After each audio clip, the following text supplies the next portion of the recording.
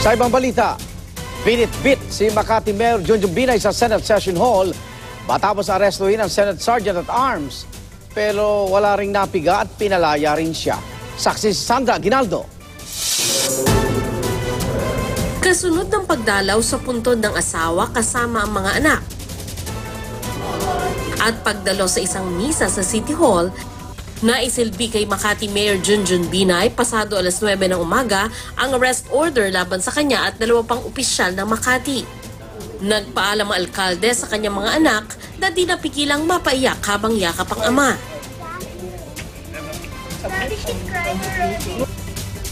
Pagdating sa Senado, diniretso siya sa tanggapan ni Senate Sergeant at Arms Jose Balahadia.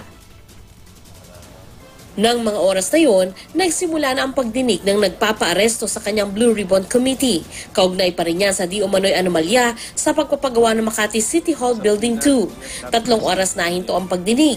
Pinuntahan ni na Senador Antonio Trillanes IV at Coco Pimentel si Mayor Binay sa tanggapan ng Sergeant at Arms. Kinausap din nila ang 2 abogadong sumusuporta kay Binay, sina dating Senador Joker Arroyo at Rene Sagisag, mga dating kapwa human rights lawyer ni Vice President Jejomar Binay. Pero di napilit sumama ang alkalde. I move therefore that the Sergeant at Arms be directed to bring the following: Mayor Jejomar Erwin Binay Jr., Attorney Eleneo Mendoza, Attorney Marjorie De Vera. We respectfully oppose the motion of Senator Trillanes that they be brought to this session hall. The objection is noted, but I have to deny the objections. Maya-maya, dinala na ang alkalde patungong session hall. Wala pong power sa committee to coerce Mayor Binay. Just bodily take me there. Nakakalungkot kasi ang linaw-linaw ng order is to have him detained at the office of the Sergeant at Arms. Wala naman dun sa order na to bring him dun sa hearing.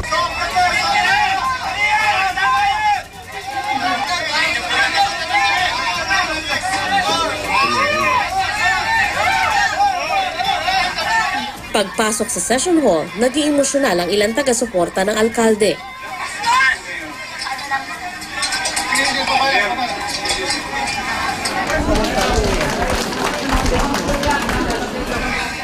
Si Mayor Binay tila may iniindang pasa sa braso at iginiit ang kanyang di pagharap sa pagdinig. Ang posisyon ko ho ay ako po ay humarap na po dito sa Senado nung unang hearing.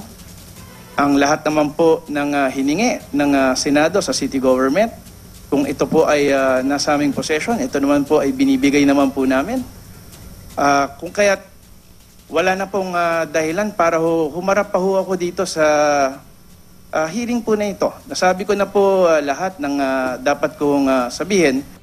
Pero sa isang iglap, malaya na si Mayor Binay at 2 pang kasama. We will respect your request that you not be asked questions anymore. You lose your chance to give us your inputs on this subject matter, then you're free to go. Ang gusto lang daw nila ayon kay Pimentel, kilalanin ni Binay ang kapangyarihan ng Senado na ipatawag siya. Sabay pag-aming hindi mapipilit sumagot si Binay. The message is kahit sino ka man, if there is an order, a lawful order from the Senate, you better comply. Sabi naman ni na Arroyo at Sagisag, magiging abogado lamang sila ng alkalde kung kailangan na nilang dumulog sa Korte Suprema. Came here dahil ang tingin namin talagang ang dating parang umiiral na naman ang walang habag na batas militar sa Senado. Our role here is to prevent violations of the Constitution, violations of human rights. Sa labas ng Senado, mainit siyang sinalubong ng kanyang mga taga-suporta.